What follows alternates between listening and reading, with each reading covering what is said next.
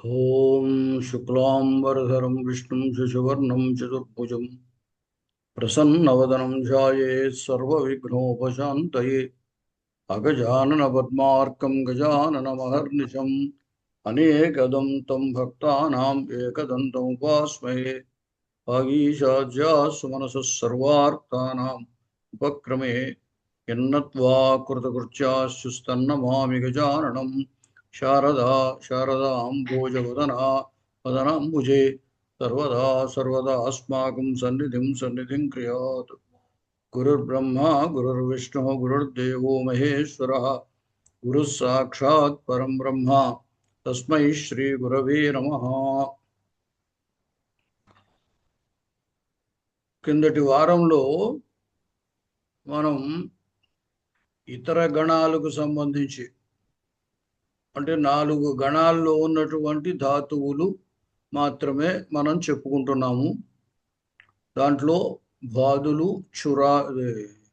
దివాదులు, తుదాదులు, చురాదులు ఆ 4 చెప్పుకుంటున్నాము. పాణినీయ ధాతు గణం దశగణి అని 10 గణాలు. ఆ 10 గణాల్లో 1, 4, 6, 10 ఆ నెంబర్ ఉన్నటువంటివి చెప్పుకుంటున్నాం. మనము వర్తమాన కాలం లట్ అనేది ఎట్లా తయారవుతుంది, అలాగే భూతకాలము లంగ్ అనేది ఎట్లా ఉంటుంది అనేది ఆ 4 గణాలకి సంబంధించి ఆ 2 క్రిందటి వారం చెప్పుకున్నాం. మరొక 2 ఈ వారం చెప్పుకుంటున్నాము.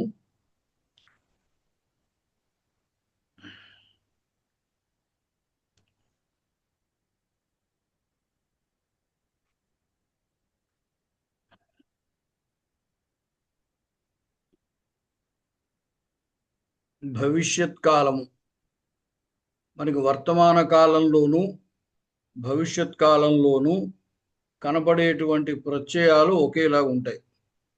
అంటే పరస్మయ పదమే మనం ప్రస్తుతం చెప్పుకుంటున్నాం.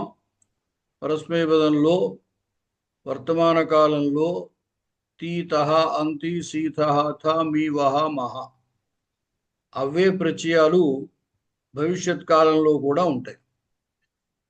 అయితే ఇది భవిష్యత్ కాలము అని తెలియడానికి గుర్తు ఏమిటి అంటే ధాతువుకి అవతలున్న ఈ తీతః, అంతి అనే ప్రత్యయాలకి మధ్యలో స్య అనేటువంటిది వస్తుంది. ఈ పదం కూడా భవిష్యత్తులో కూడా మీకు స్య కనపడుతోంది. భవిష్యత్ భూధాతువు అవతల అత్ అని ఉందనుకోండి, మధ్యలో స్య అనేటువంటిది కనపడుతోంది కదా. ఇది 2 రకాలుగా కనపడుతూ ఉంటుంది సాధారణంగా. ధాతువులు సేట్ ధాతువులు, అనిట్ ధాతువులు అని ఒక విభాగం ఉన్నది. అంటే కొన్ని రకములైన ప్రత్యయాలకి ముందు ఇకారం వస్తుంది. ఇట్ అనే ఆగమము అని అంటారు. ఆ ఇడాగమము ఉన్న ధాతువులను సేట్ అంటారు. అంటే సా ప్లస్ ఇట్ సేట్ అంటే ఇడాగమముతో కూడినది అని అర్థం. ఆ ఇడాగమము లేని వాటిని అనిట్ అంటారు. నా ఇట్ అనిట్ అనమాట. అనిట్ అంటే ఇడాగమం లేనివి. ఇడాగమం లేని ధాతువుల దగ్గర మీకు స్యా అని కనపడుతుంది. ఎక్కడైనా సంధివశం చేత చిన్న చిన్న మార్పులు, ఆ స్యాలో ఆ సకారానికి షకారం వస్తూ ఉండాలి, అటువంటి చిన్న మార్పులు కనపడతాయి. కానీ ప్రాథమికంగా స్యా అనేదే కనపడుతుంది అన్నమాట. ఇది అనిట్ ధాతువులో మనం గుర్తించగలం. అదే సేట్ ధాతువు అయితే దానికి ముందు ఇకారం ఉంటుంది, అంటే ఇస్యా ఉంటుంది అనమాట. ఆ ఇస్యా ఎప్పుడైతే ఉందో ఇకారం వల్ల పక్కనున్న సకారము షకారంగా మారుతుంది. అంచేత ష్య, ఇష్య అని కనపడుతుంది. ఇప్పుడు భవిష్యత్ కాలము దగ్గర చూసారా, భవిష్య ఇష్య కనపడుతుంది. అలాగే ఇష్య అని కానీ స్యా అని కానీ కనపడుతూ ఉంటే ఇది భవిష్యత్ కాలము చెప్పే లకారము అని మనం గుర్తించవచ్చు. దీన్ని లకారముల దృష్టిలో లృట్ అని చెబుతారు. వర్తమాన కాలాన్ని లట్ అంటారు. భూతకాలాలు 3 రకాలు ఉన్నాయి. మనం చెప్పుకునేటువంటి భూతకాలాన్ని లంగ్ అంటారు. మరొకటి లుంగ్ అని ఒకటి, పరోక్ష లిట్ అని ఒకటి, ఇంకా ఇంకొక 2 ఉన్నాయి. అవి తర్వాత పరిచయం చేస్తాను. ముందు ప్రధానంగా వీటిని గురించి తెలుసుకుందాం. ఇప్పుడు ఇక్కడ అనిటి ధాతువులో ఎలా ఉంటుందో చూపిస్తున్నాము. ధాతువు తర్వాత స్య తర్వాత కాలపురుషార్థక ప్రత్యయం. కాలపురుషుడు అంటే భవిష్యత్ కాలమని, పురుషార్థకం అంటే ప్రథమ పురుష, మధ్యమ పురుష, ఉత్తమ పురుష, దానికి సంబంధించిన ప్రత్యయము. అంటే దాని యొక్క స్వరూపము అట్లా ఆకృతి అట్లా ఉంటుంది అన్నమాట. మొదట ధాతువు, తర్వాత స్య అనేటువంటిది భవిష్యత్ కాలాన్ని సూచించేది, తర్వాత ఈ కాలపురుషార్థక ప్రత్యయం ఆ విధంగా ఉంటుంది. ఇప్పుడు అన్నిటి ధాతువుల్లో ఎలా కనబడుతుంది అంటే స్యతి, స్యతః, స్యంతి, స్యసి, స్యథః, స్యథ, స్యామి, స్యావః, స్యామః. ఇవి 9టిలోనూ ఈ ప్రత్యయాలు చేరినప్పుడు స్య అనేది 9టిలోనూ ఉంది చూడండి. తర్వాత తీతః, అంతి, సీతః, థ, మీవః, మహ ఆ ప్రత్యయాలు. కాబట్టి స్యతి, స్యతః, స్యంతి, స్యసి, స్యథః, స్యథ, స్యామి, స్యావః, స్యామః. ఇప్పుడు పాపానే అనేటువంటి ధాతువు ఉన్నది. త్రాగుట అని అర్థం. పాపానే త్రాగుట. ఈ పా అనే దానికి ఇవి కలుపుకోవచ్చు. పాస్యతి, పాస్యతః, పాస్యంతి, పాస్యసి, పాస్యథః, పాస్యథ, పాస్యామి, పాస్యావః, పాస్యామః. ఆ విధంగా అన్నమాట. ఉదాహరణ ధాతువు కూడా ఇక్కడ ఇవ్వడం జరిగింది, మీకు చూపిస్తాను.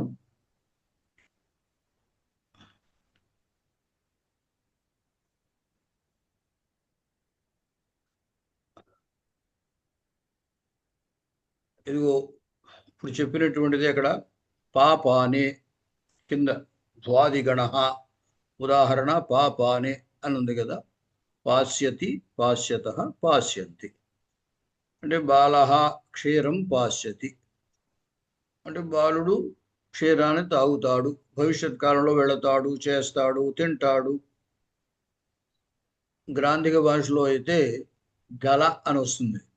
వెళ్ళగలడు, త్రాగగలడు, చేయగలడు. చేయగలడు అంటే ఇంగ్లీష్లో ఉన్న కెన్ అని అర్థం కాదు.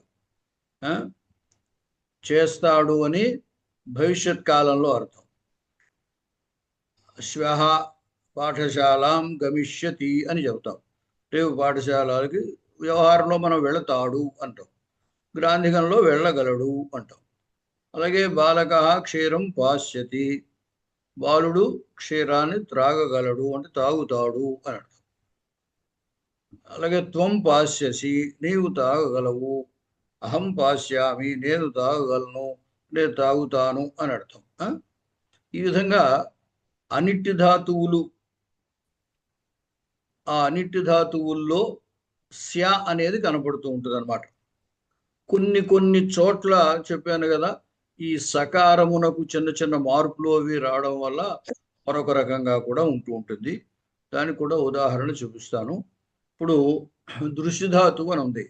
పశ్యతి, పశ్యతః, పశ్యంతి అని చదువుకున్నారు మీరు. అంటే చూచుట అని అర్థం. దీనికి భవిష్యత్ కాలంలో ద్రక్ష్యతి అని ఉంటుంది. ద్రక్ష్యతి, క్ష్య. అక్కడ ఏమైందంటే వెనకాల కకారం, ద్రక్ అనే చోట కకారం ఉన్నది. ఆ కకారం ఉండడం వల్ల ఏమైందంటే ఈ స్యాలో సకారానికి షకారం వచ్చింది. అందువల్ల ద్రక్ష్యతి అని అయిందనమాట. ఇప్పుడు ఇంతకుముందు మీకు అణ నకారానికి నకారం రావడానికి కారణాలు చెప్పాను.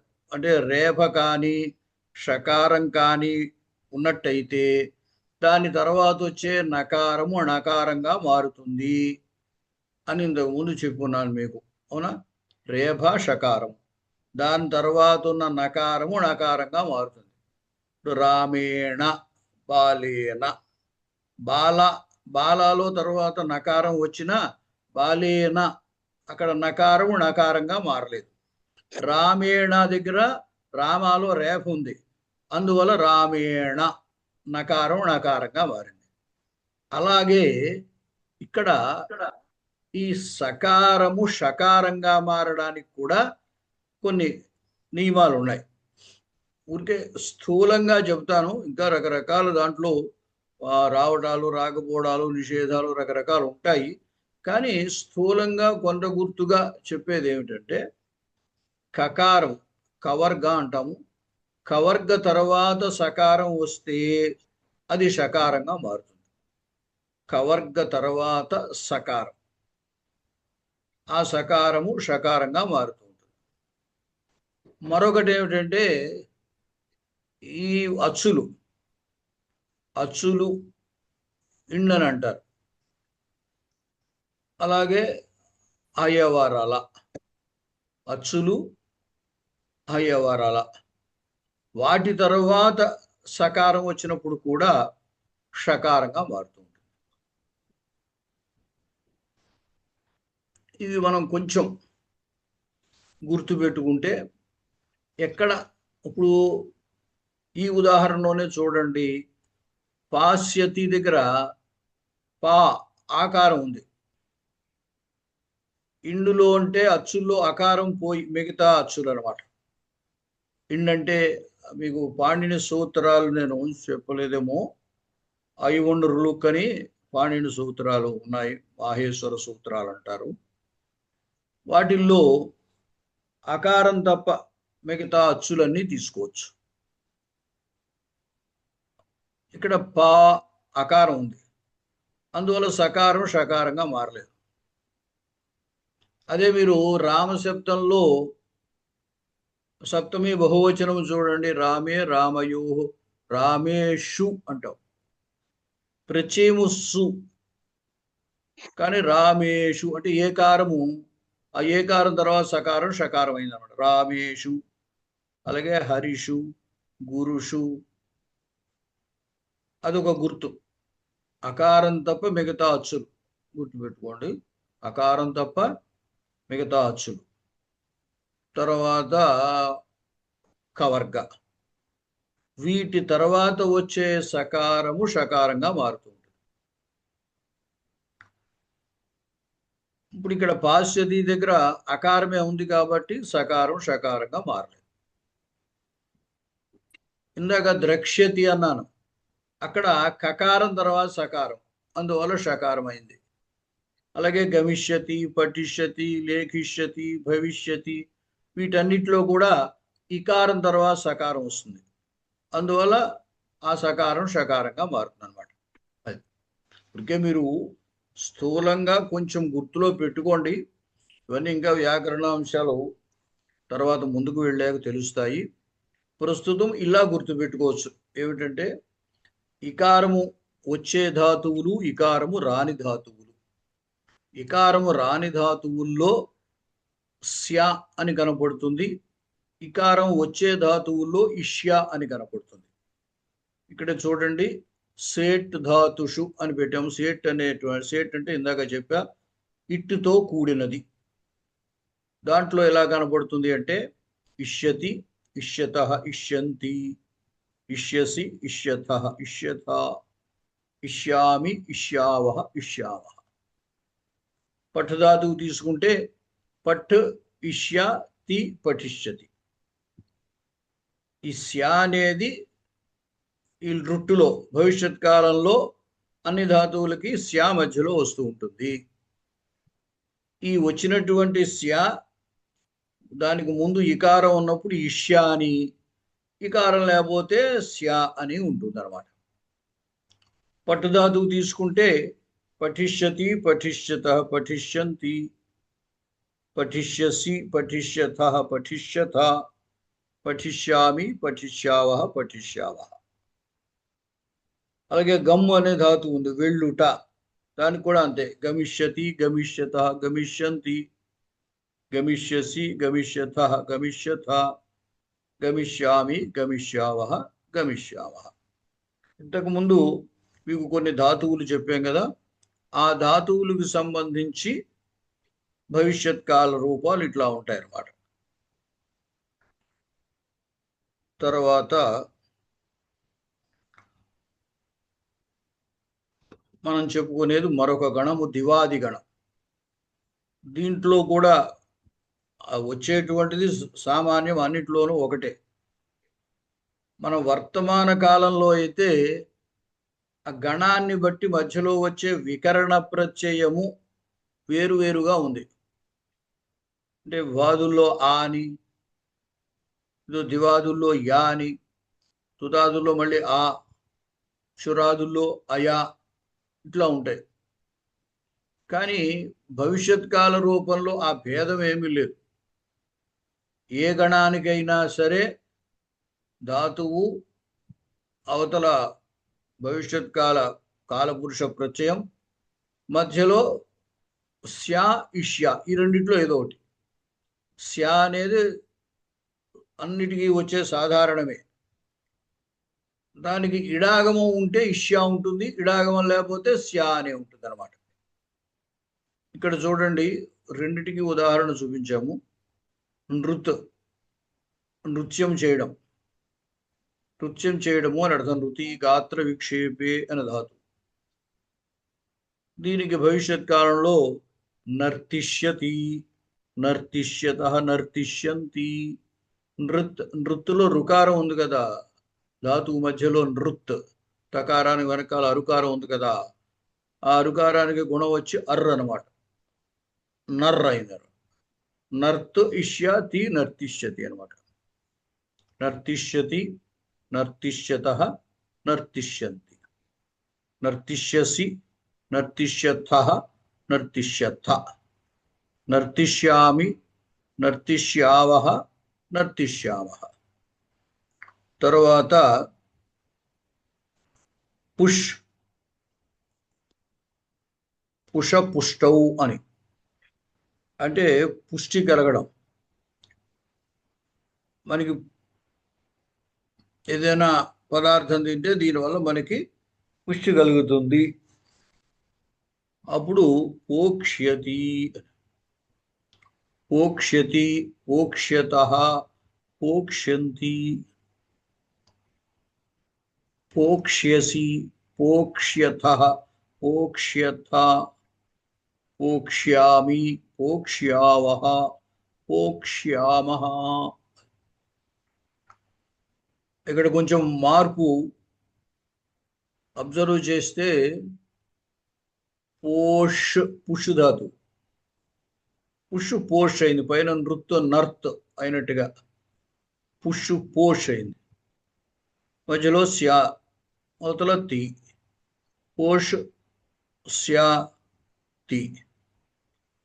ఇక్కడ వచ్చిన మార్పులు ఏమిటంటే ఆ ఉన్న షకారం ఏందో ముందు కకారం అవుతుంది, ఈ కకారం వల్ల పక్కనున్న సకారం మళ్ళీ షకారంగా మారుతుంది, అందువల్ల పోక్ష్యతి అవుతుంది అనమాట. సరే, అంటే ఇటువంటివి కొన్ని అట్లా గుర్తుపెట్టుకోండి. ఈ మార్పులన్నీ వ్యాకరణ రీత్యా వచ్చేవి, ఇప్పుడు మీకు కష్టం తెలియటం. పోక్ష్యతి, పోక్ష్యతః, పోక్ష్యంతి, పోక్ష్యసి, పోక్ష్యథః, పోక్ష్యథ, పోక్ష్యామి, పోక్ష్యావః, పోక్ష్యామః. తర్వాత తుదాదిగణం. ఈ తుదాదిగణంలో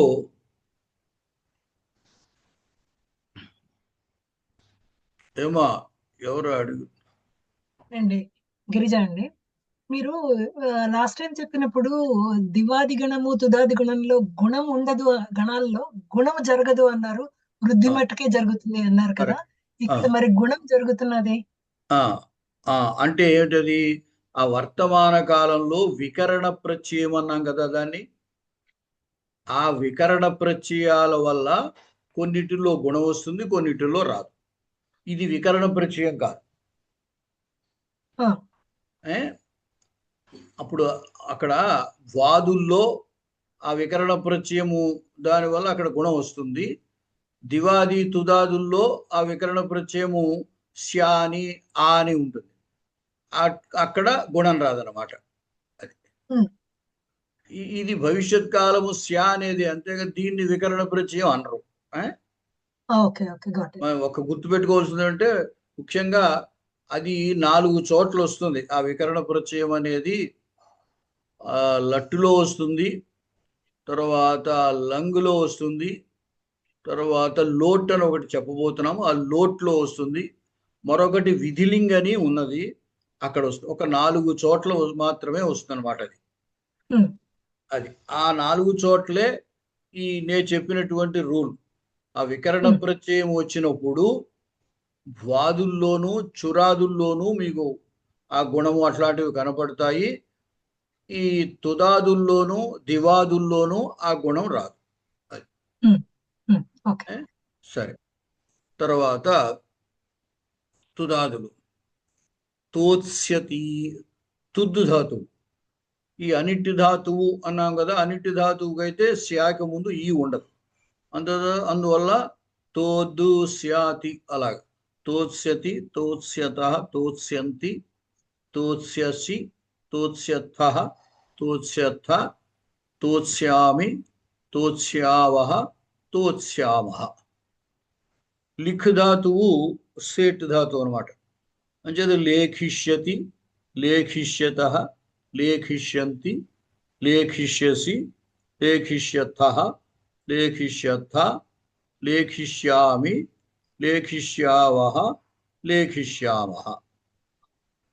ఇప్పుడు మీకు ఇంతకు ముందు కొన్ని ఈ గణాలకు సంబంధించిన వర్తమాన కాలము చెప్పాను. ఆ వర్తమాన కాలము చెప్పినప్పుడు ధాతువుని కూడా అక్కడ చెప్పాము. తుదవ్యధనే, లిఖ అక్షర విన్యాసే, అట్లా ధాతువు చెప్తుంటాం.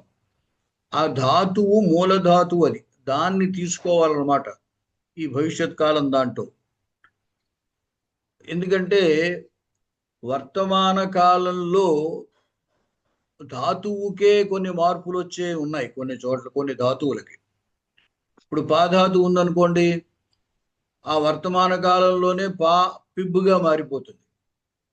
అంటే ధాతువు పిబ్బు ధాతువు అనడానికి లేదు, ధాతువు పాధాతువే. మీకు ఆ వర్తమాన కాలాన్ని బట్టే భూతకాలం అక్కడ లంగ్, అది కూడా అలాంటిది. అంటే పిబ్బుగా మారిపోయిందే. ఇందాక అన్నానే 4 వికరణ ప్రత్యయాలు వచ్చే 4 అన్నానే, ఆ 4గిటిల్లోనూ పిబ్బుగా ఉంటుంది అనమాట.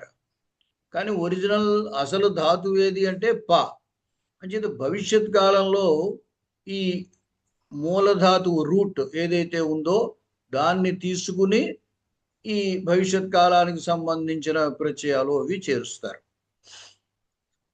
అంచేతే లిఖ్ ధాతువు మధ్యలో శ్యా ప్రత్యయం, అవతల పురుషార్థక ప్రత్యయం. ఈ శ్యాకి ముందు ఇది ఈ సేట్ ధాతువు అనమాట. ఇకారం వచ్చింది, ఇకారం వల్ల సకారం షకారంగా మారింది. లిఖ్లో ఇకారానికి గుణం వచ్చింది. లేఖిష్యతి, లేఖిష్యతః, లేఖిష్యంతి, లేఖిష్యసి, లేఖిష్యథః, లేఖిష్యథ, లేఖిష్యామి, లేఖిష్యావహ, లేఖిష్యామః. తర్వాత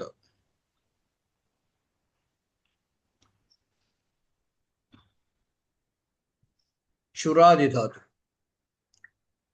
చురాదులు అన్ని వికారం ఉండేవే ఉంటాయి.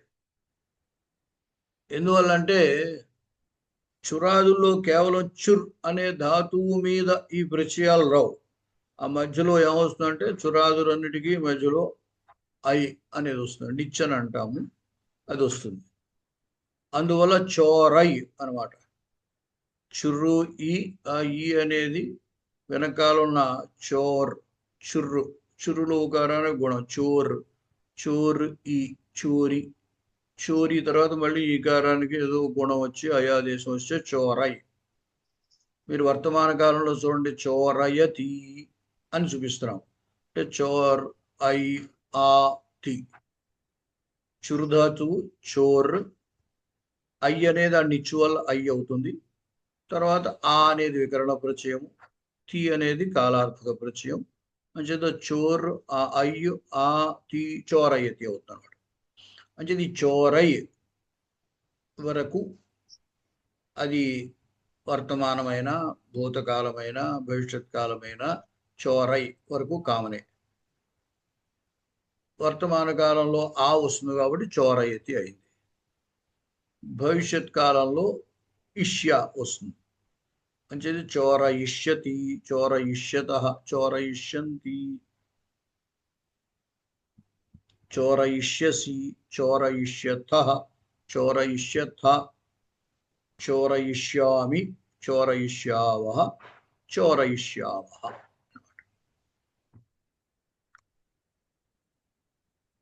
మీకు కొన్ని ఉదాహరణగా నమూనాగా 5-6 ధాతువులు, ఇంతకు ముందు కొన్ని ధాతువులు వర్తమాన కాలం చెప్పినప్పుడు ఇచ్చాము. వాటిని మీరు ఈ విధంగా భవిష్యత్ కాలంలోకి మార్చే ప్రయత్నం చేయండి. అలా అభ్యాసం చేయండి. ఏదైనా దోషాలు వచ్చినట్టయితే నేను సవరిస్తాను. తర్వాత మరొక లకారము విద్యాద్యర్థక ప్రత్యయాః ధాతువు వికరణ తింగ్ ప్రత్యయ, అప్పుడు తింగంతం అని ఇచ్చాం.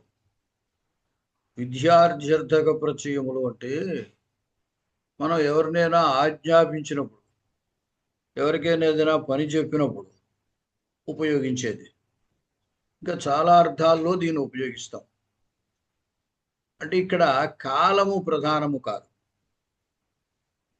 మనం ఇంతకు ముందు చెప్పుకున్న 3 ఏమిటంటే వర్తమాన కాలము, భూతకాలము, భవిష్యత్ కాలం. ఇక్కడ ఎవరికైనా ఒక పని నువ్వు వెళ్ళు అంటాం. వెళ్ళు అంటే అంతకుముందు వెళ్ళిన వాడిని వెళ్ళు అనం కదా, జరగబోయేదానికి నువ్వు వెళ్ళు అంటాం. ఇంకా ఆ క్రియ వాడు చేయలేదు, తర్వాత చేయాలి. వాడు అప్పుడే చేయొచ్చు, తర్వాత చేయొచ్చు. ఇలా రకరకాల అవకాశాలు ఉంటాయి. అలాగే మనం ఎవరినైనా ఆహ్వానిస్తాం పెళ్ళికి. ఆ ఆహ్వానించాడు, మీరు తప్పకుండా రండి అంటారు. అలాగా ఆజ్ఞ, నువ్వు ఈ పని చెయ్యి అని సేవకుడు కుర్రవాడు ఉంటే నువ్వు ఈ పని చెయ్యి అని ఆజ్ఞ చేస్తాం. అంటే ఎదటివాడిని ఒక పనిలోకి ప్రేరేపించడం, ప్రవర్తింపజేయడం, అది దీనికి అర్థం. దీన్ని లోట్ అని అంటారు. మన వ్యాకరణంలో దీని లకారానికి పేరు ఏమిటంటే లోట్ అంటారు. లోట్ ఒకటి, విధిలింగ్ ఒకటి, ఆశిషులింగ్ ఒకటి, ఈ 3 లకారాలు ఉంటాయి. విధిలింగ్, ఆశిషులింగ్ అని ఈ ఆజ్ఞ చేసేదానికి విధిలింగ్ అని, ఆశీర్వచనం, ఎవరినైనా నీకు శుభముగాక ఏదో ఆశీర్వదిస్తుంటారు పెద్దవాళ్ళకి నమస్కారం చేస్తే ఆ ఆశీర్లింగ్ అని, ఆశీర్షార్థంలో వాడితే ఆశీర్లింగ్ అని అంటూ ఉంటారు. ఈ రెండిటి అర్థాన్ని కలిపి చెప్పేది ఈ లోట్ అనమాట. అంచేత లోట్ నేర్చుకుంటే ఆ 2 లకారాలు నేర్చుకున్న ఫలితం వస్తుంది అనమాట. అంటే ఆ 2 లకారాలు తెలిసినట్టే, అంటే ఆ అర్థంలో మనం వాడగలం. అది అవి తెలిసినట్టంటే దాని యొక్క స్వరూపం మనకి, ఆ రూపం ఎలా ఉంటుందనేది తెలియకపోవచ్చు. కానీ ఆ విధిలింగు, ఆశీర్లింగు ఏ అర్థంలో ఉపయోగిస్తారో ఆ అర్థంలో దీన్ని ఉపయోగించవచ్చు. కాబట్టి మనం వ్యవహారానికి లోటు తీసుకున్నట్టయితే కొంత సౌలభ్యంగా ఉంటుంది. ఇంకొకటి కూడా ఏమిటంటే వర్తమానంలో లట్టు ఉంది కదా, ఆ లట్టుని పట్టుకుని ఈ లోటును తయారు చేసేసుకోవచ్చు. అది కూడా సౌలభ్యం. ఇప్పుడు ఇక్కడ చూడండి, ప్రథమ పురుష ఏకవచనం తు, తాత్ 2 ఉంటాయి. తర్వాత ద్వివచనము తాం, బహువచనం అంతు. మధ్యమ పురుషలో హి, తాత్, తం, త. ఉత్తమ పురుషలో ఆని, ఆవ, ఆమ. ఇక్కడ మధ్యమ పురుషలో ఏకవచనంలో ఆ హి అనేదాన్ని బ్రాకెట్లో పెట్టాం. ఎందువల్లంటే అది కొన్ని చోట్ల లోపించిపోతుంది, ఉండదు, కనపడదు మనకి. కొన్ని చోట్ల కనపడుతుంది. అందుచేత దాన్ని బ్రాకెట్లో పెట్టడం జరుగుతుంది. ముఖ్యంగా మనం ఇప్పుడు ఈ చదువుకునేటువంటి ఈ 4 గణాలకి సంబంధించిన దాంట్లో మధ్యమ పురుష ఏకవచనములో హి అనేది లోపించిపోతుంది, ఉండదు. ఈసారి చూడండి, పట్టు ధాతువు ఉదాహరణగా తీసుకున్నాం.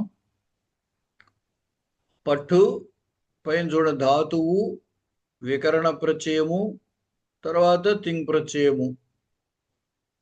ధాతువు పట్టు, వికరణ ప్రత్యయము ఆ, వాదులు కదా ఆ, పట్టు ఆ. తర్వాత ఈ తింగ్ ప్రత్యయము కాలపురుషార్థక ప్రత్యయము అన్నాము. ఇక్కడ పురుష కాలముతో సంబంధం లేదు, పురుషార్థక ప్రత్యయం. తు, తూ కానీ తాత్ కానీ వాడచ్చు. పఠతు, పఠతాత్. పఠు ఆ, తు పఠతు. తూ స్థానంలో తాత్ ఉన్నప్పుడు పఠతాత్. ఈ రెండింటికి చిన్న భేదం ఉన్నది. ఎందుకంటే తాత్ అనే దాన్ని ఆశీర్వచనము చేసేటప్పుడు తాత్, ఆశీర్వచనం కాకపోతే తు. ఇప్పుడు ఎవరినైనా సహా పఠతు, అయితే బాలక పాఠశాల ఆగచ్చతు అంటాం, లేదా బాలక పుస్తకం పఠతు అన్నాం అనుకోండి, బాలుడు పుస్తకం చదవాలి అని అర్థం. తాత్ అనేది ఆశీర్వచనం.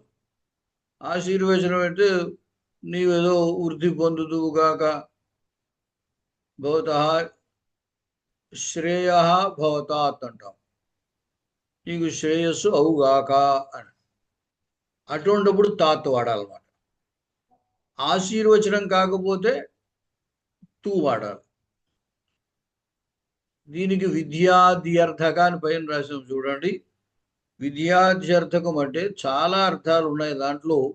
వాటన్నిటి యొక్క తాత్పర్యం ఏమిటంటే ఎదటి వాడిని మనం చెప్పే పనిలో ప్రవర్తింపచేయటం, అది తాత్పర్యం. అది ఒకప్పుడు చూడండి, ఏదైనా కుర్రవాడిని ఆజ్ఞాపించినట్టుగా చెబుతాం, ఈ పని చేయి వెళ్ళు అని కొంచెం దృఢంగా గట్టిగా చెబుతాం. అదే పెద్దవారు అనుకోండి, మీరు దయచేసి లోపలికి రండి, దయచేసి ఆసనం అలంకరించండి ఏదో అంటాం. అంటే ఏమిటి, వాడిని చెప్పినా, కుర్రవాడికి చెప్పినా, పెద్దవాళ్ళకి చెప్పినా చెప్పేటువంటి విధానంలో చిన్న తేడా ఉందే కానీ చివరికి తాత్పర్యం మనం చెప్పిన పని చేయడమే తాత్పర్యం. కుర్రవాడైతే రే లోపలికి రా అని గట్టిగా అంటాం, అదే పెద్దవాళ్ళైతే రండి లోపలికి దయచేయండి అంటాం. అలాగే ఇక్కడ కూర్చో, కుర్రవాడైతే ఇలా కూర్చో అంటాం, పెద్దవాళ్ళని ఇలా దయచేయండి ఇక్కడ కూర్చోండి. గౌరవంగా చూసారా స్టేజ్ మీద పిలిచేటప్పుడు ఏదో ఆసనం అలంకరించండి, ఇట్లాగే అన్నీ చెబుతుంటాం. ఏమైనా తాత్పర్యం ఏమిటి, ఆయన నా కుర్చీలో కూర్చోమనే కదా అర్థం. ఆ విధంగా వీటన్నిటికీ పెళ్ళికి ఎవరినైనా పిలుస్తాం అనుకోండి, పిలిస్తే మీరు పెళ్ళికి రండి అని పిలుస్తాం, వస్తే వస్తారు లేకపోతే లేదు, పిలవడం దాకానే మన పని. అది కూడా దీంట్లో అర్థం అన్నమాట. కొన్ని చోట్ల పిలుస్తారు, అది తప్పనిసరిగా రావాలి. ఇప్పుడు ఏదో కోర్టు ఏదైనా మీరు తప్పనిసరిగా ఇక్కడ హాజరవ్వండి అని ఆ కోర్టు వాళ్ళు పిలిచారనుకోండి, అప్పుడు వీడు తప్పకుండా వెళ్ళాలి. అంటే తప్పనిసరిగా చేయవలసినవి, స్వేచ్ఛ చేయడానికి స్వేచ్ఛ ఉన్నవి, అలాగే కింద వాళ్ళకి సేవకులకి ఆజ్ఞ చేయడానికి, లేదా పెద్దవాళ్ళని గౌరవంగా పిలవడానికి, ప్రార్థించడానికి, వీటన్నిటికీ కూడా ఈ లోటు ఉపకరిస్తుంది అన్నమాట. పఠతు చూడండి, పఠతు, పఠతాత్, పఠతాం, పఠంతు. మధ్యమ పురుష పఠ, పఠతాత్, పఠతం, పఠత.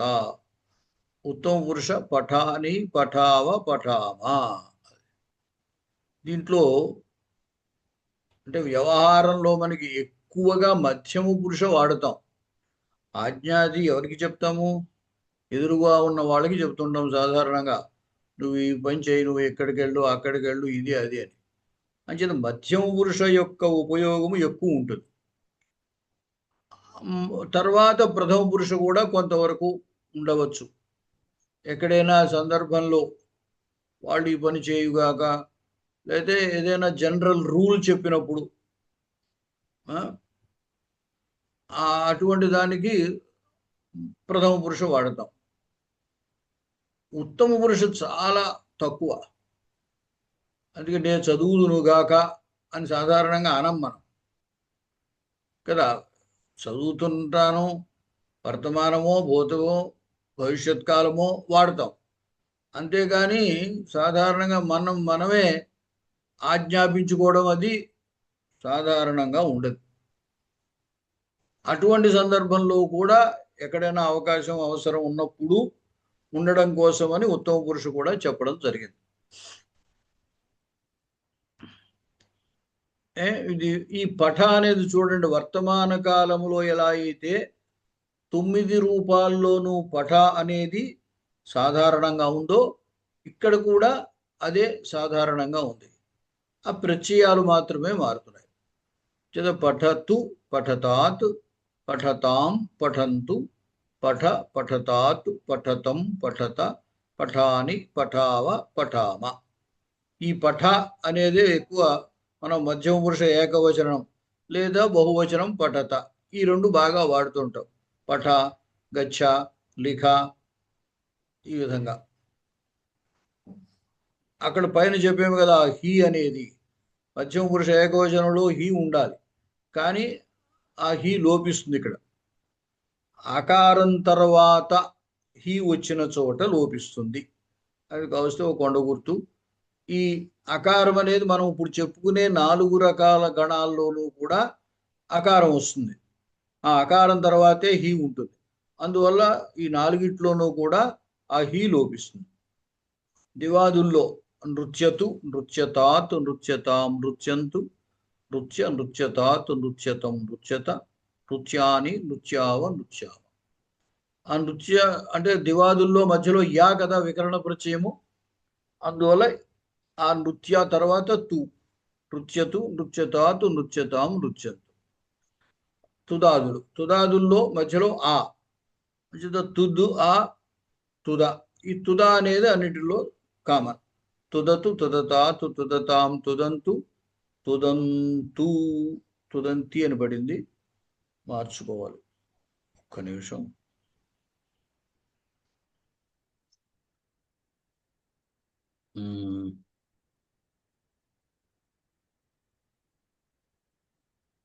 తుదతు, తుదతాతు, తుదతాం, తుదంతు, తుదతాతు, తుదతం, తుదత, తుదాని, తుదావ, తుదామ. తర్వాత చురాదిగణము చోరయతు, చోరయతాతు, చోరయతాం, చోరయంతు, చోరయ, చోరయతాతు, చోరయతం, చోరయత, చోరయాని, చోరయావ, చోరయామ. ఈ చోరయ మనం వర్తమానే లట్ రూపం తీసుకుని దాంట్లో చివరి ప్రత్యయాలు తీసేసి ఈ ప్రత్యయాలు కలుపుకుంటే ఈ లోట్ అనేది ఏర్పడుతుంది అన్నమాట.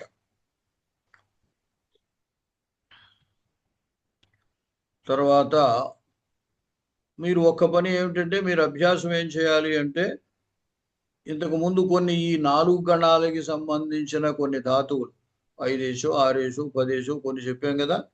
ముఖ్యంగా మొదటి దాంట్లో వాదుల్లో అయితే ఎక్కువ చెప్పాము, మిగతా వాటిలో 4 అయితే చెప్పాము. వాటన్నిటికీ ఇప్పుడు చెప్పుకున్న ఇంతకుముందు ఏం చెప్పాము, వర్తమాన కాలము, భూతకాలం చెప్పాము. వాటికి మీరు తయారు చేసి ఉంటారు అనుకుంటున్నాను. అలాగే ఈ భవిష్యత్ కాలము, లోటు, ఇవి కూడా తయారు చేసుకోండి. అలా చేసుకుంటే ఎక్కడైనా దోషం వస్తేనే కరెక్షన్ చేస్తాను.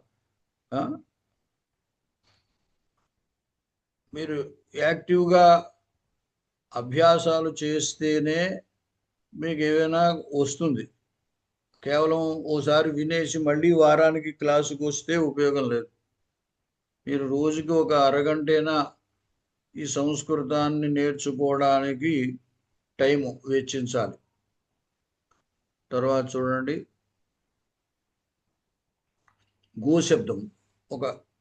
ఇంతకుముందు మనము అకారాంత, ఇకారాంత, ఉకారాంత, రుకారాంత అజంత శబ్దాల్లో నేర్చుకున్నాం. పుంలింగాల్లో ఏదో స్త్రీలింగంలో ఆకారాంతం, ఈకారాంతం నేర్చుకున్నాం. నపుంసలింగంలో అకారాంతము, ఇకారాంతము చెప్పుకున్నాం. ఈ అజంత శబ్దాల్లో ఇది ఒక్కటి ఇంచుమించులో అజంత శబ్దాలు అన్నీ చెప్పుకున్నట్టు అనమాట. పుంలింగంలో ఇది గోశబ్దం. ఈ గోశబ్దము రెండిటినీ చెబుతుంది. పుంలింగంలో ఏమో ఎద్దుని చెబుతుంది, స్త్రీలింగంలో ఏమో ఆవుని చెబుతుంది.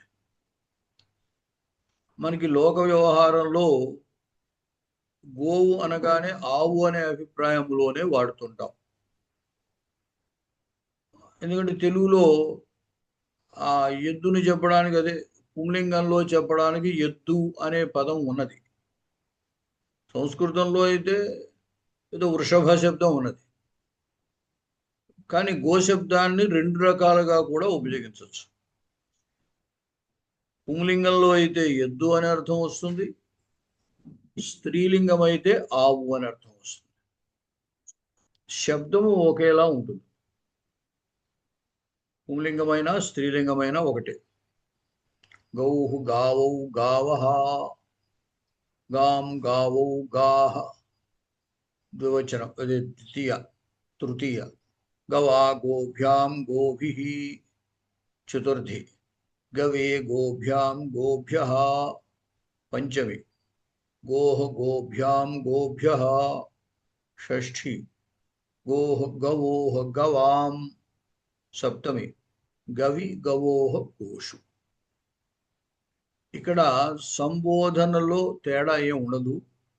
హే గౌహు, హే గావో, హే గావః అనే ఉంటుంది. అంటే ప్రథమా విభక్తి, సంబోధన ప్రథమా విభక్తి ఒకలాగే ఉంటాయి. ఇక్కడ ఇవ్వలేదనుకోండి, అంటే మార్పు ఏమి లేదు. కాబట్టి అదే విధంగా తీసుకోవచ్చు.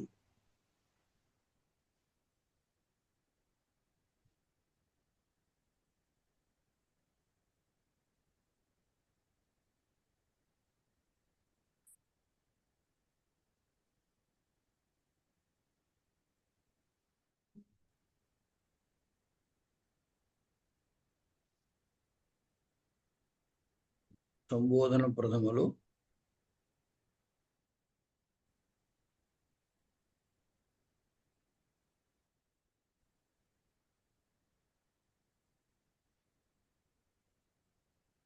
ఏ గౌహు, ఏ గావు, ఏ గావః అనే ఉంటుంది. అంటే అక్కడ ఏమి తేడా ఉండదు. అది గుర్తుంచుకోండి.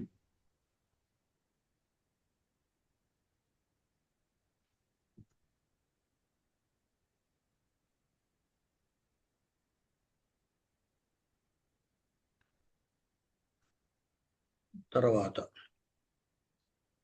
ఇది కొంచెం, అంటే ఏ శబ్దానికి ఆ శబ్దం మీరు 10 సార్లు చదివితే దాంట్లో ఉన్న తేడాలు తెలుస్తాయి. అంటే ప్రత్యయాలు మీకు మరుత్తు శబ్దం చెప్పినప్పుడు ఆ ప్రత్యయాలు చెప్పాం. మనకి కనపడే ప్రత్యయం ఎట్లా ఉంటుంది, అసలు ప్రత్యయాలు ఏమిటి అనేది చెప్పాం. కాబట్టి ఆ ప్రత్యయాలను దృష్టిలో పెట్టుకుంటే ఈ శబ్దాలు సులువుగా వస్తాయి.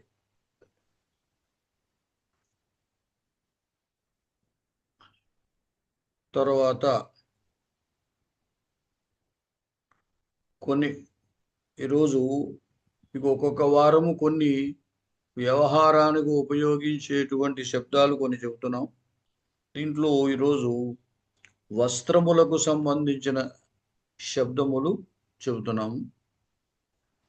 ఇవే శబ్దములు కాకుండా ఇంకా చాలా ఉంటాయి. ఇప్పటికే కొన్ని మాత్రమే సామాన్యంగా ఉపయోగించేటువంటివి కొన్ని మాత్రమే ఇక్కడ చెప్పడం జరుగుతోంది.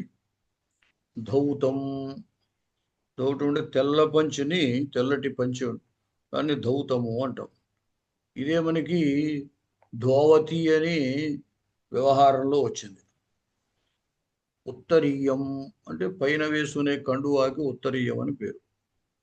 ఊరుకం అంటే లాగు, యుతకం చొక్కా, చోళహ కుర్తా, కుర్తా పైజమా అంటుంటాం కదా, నిచోలహ పైజమా, వేష్ట లుంగి, కరవస్త్రం చేతి రుమాలు, కంచుక పురుషులు వేసుకునేటువంటిది, చోలిక స్త్రీలు వేసుకునే జాకెట్, షాటి షాటిక చీర, దశ దశ అంటే అంచు, ఆంగికం లోపల ఉండే బనియన్, చోలిక బ్లౌజ్, పూర్ణబాహం పొడుగు చేతుల చొక్కా, కుట్మలం కుట్మం కుట్మలం అంటే ఇక్కడ కుట్మం అనేది బొత్తము, కుట్మలం అంటే ఆ బొత్తం పెట్టుకోవడానికి మరి కాజా అంటాము అది, టోపిక టోపి, శయన ఛదహ శయనం మీద వేసేటువంటి దుప్పటి లాంటిది, పరుపు వేసే కవర్, పరుపు మీద వేసే కవర్, ఆస్తరణం నేలపై పరుచుకునేది, మామూలుగా కటహ అంటే చాప వాడతాము, అలా కాకుండా నేల మీద ఇప్పుడు పరుచుకుంటూ ఉంటారు, దళసరిగా ఉంటూ ఉంటాయి అటువంటివి అన్నమాట, నేలపై పరుచుకునే దాని దుప్పటి, వస్త్రం వస్త్రం, యవనిక తెర, స్యూత అంటే సంచి. ఏమండి సతీష్ గారు, ఏంటి సందేహం?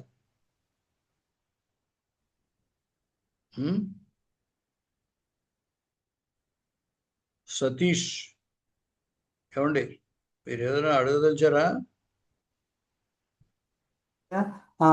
నమస్కారము. బొత్తముకు కాజాకు భేదం ఏంటి? కుటుంబం కుట్మలం అంటే బొత్తం అంటే ఏంటి? కుట్మం అంటే బొత్తమని, కుట్మలం అంటే కాజా అని చెబుతున్నారు. ఇవి అంటే బొత్తం అంటే ఏంటి? గుండి అయ్యా, గుండి గుండి గుండి గుండి అంటారు.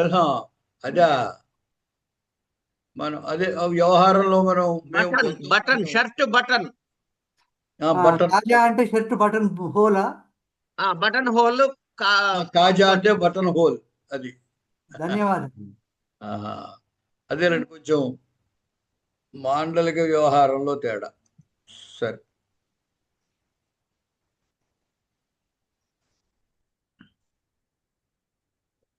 ఇక సంస్కృత భారతి వాళ్ళు వ్యవహార సాహస్రి అని చెప్పి మనం దైనందిన వ్యవహారంలో ఉపయోగించేటువంటి వాక్యాలు అవి ఇస్తూ వాళ్ళు ఈ వ్యవహారం కోసం ఉపయోగించే వాటన్నిటికీ కూడా సంస్కృత పదాలు ఇచ్చారు.